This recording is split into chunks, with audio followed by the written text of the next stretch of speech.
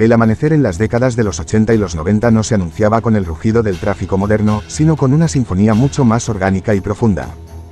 En aquellos años, la frontera que hoy separa de forma tan tajante el campo de la ciudad era una línea difusa, casi invisible.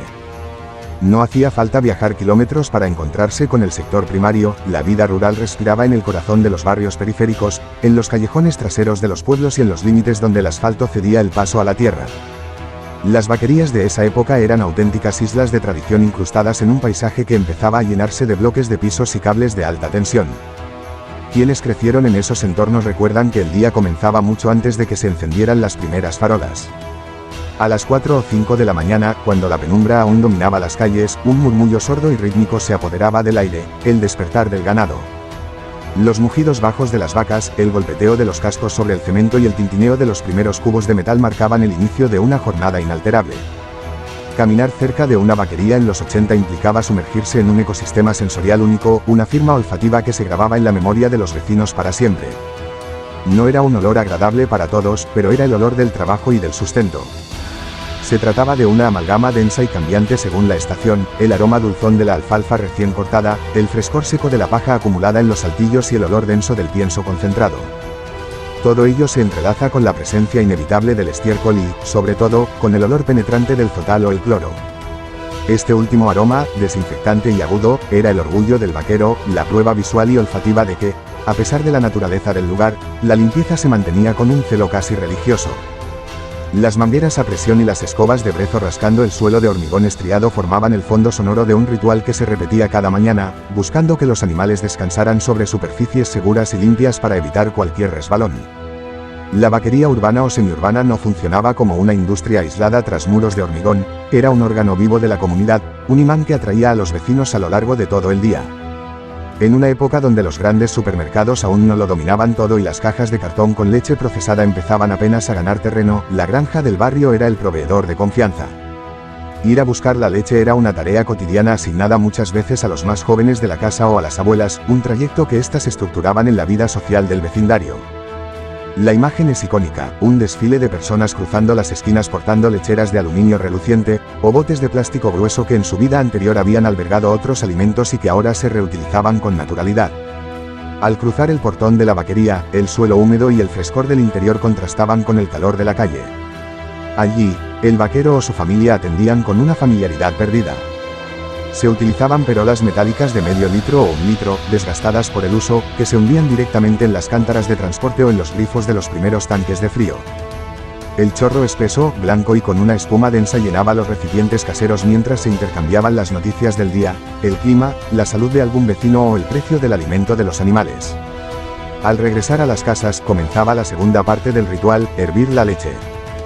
La leche de los años 80 y 90 era un producto vivo, entero, con todas sus propiedades y grasas intactas. No existían los procesos de homogeneización actuales. Por lo tanto, poner la olla al fuego era una operación de precisión culinaria. Las madres y abuelas sabían que no se podía apartar la vista del cazo, en el momento menos pensado, el líquido subía con fuerza y amenazaba con desparramarse, inundando la cocina con un olor dulce a tostado. Tras apagar el fuego y dejar que reposara en la fresquera o en los primeros refrigeradores modernos, la magia de la física rural se manifestaba en la superficie, una capa de nata amarillenta, densa, de casi un dedo de grosor. Esa nata era el tesoro de las meriendas, el ingrediente que, extendido sobre una rebanada de pan de panadería y espolvoreado con una cucharada de azúcar, alimentó a generaciones enteras. Era un sabor con cuerpo, un sabor que sabía a lo que era, radicalmente opuesto al líquido desnatado y neutro que se estandarizaría años después. Las décadas de los 80 y 90 no fueron estáticas, representaron el puente definitivo entre el pasado artesanal y el futuro tecnológico. En estos años se vivió una revolución silenciosa dentro de las naves de Uralita y Bloque. Fue el momento exacto en que el ordeño manual, aquel que requería la fuerza constante de las muñecas y el contacto directo de la frente del vaquero apoyada en el flanco del animal, dio paso de forma generalizada a la mecanización. La llegada de las ordeñadoras mecánicas transformó la coreografía de la granja. Las pezoneras de goma y acero, conectadas a mangueras de vacío, se convirtieron en las nuevas protagonistas. El sonido cambió, el rítmico chorrillo de la leche golpeando el fondo del balde de zinc fue sustituido por el siseo constante del compresor y el latido neumático de las máquinas que extraían el producto de forma mucho más rápida y eficiente. La leche ya no viajaba expuesta al aire, circulaba por un entramado de tuberías transparentes de vidrio o acero inoxidable que conducían el líquido directamente hacia los tanques de refrigeración. Estos tanques, enormes cilindros relucientes que mantenían la producción a 4 grados centígrados, transformaron la economía de la vaquería, permitiendo almacenar volúmenes que antes habrían sido imposibles de conservar sin que se agriasen. A pesar de este desembarco tecnológico, el factor humano seguía siendo el pilar fundamental. Los vaqueros de los 80 y 90 no eran técnicos de laboratorio, eran hombres y mujeres de la tierra que conocían los temperamentos de sus animales. Cada vaca tenía una identidad, muchas veces asociada a un nombre tradicional basado en su pelaje, su carácter o su procedencia, o identificada por el número grabado en los crotales de plástico de sus orejas. El proceso de ordeño seguía exigiendo una atención individualizada.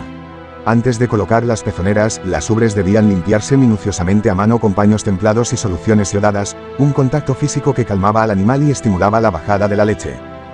El vaquero sabía, con solo palpar, si una vaca sufría de mastitis, si estaba inquieta por el celo o si la alimentación del día anterior no le había sentado bien.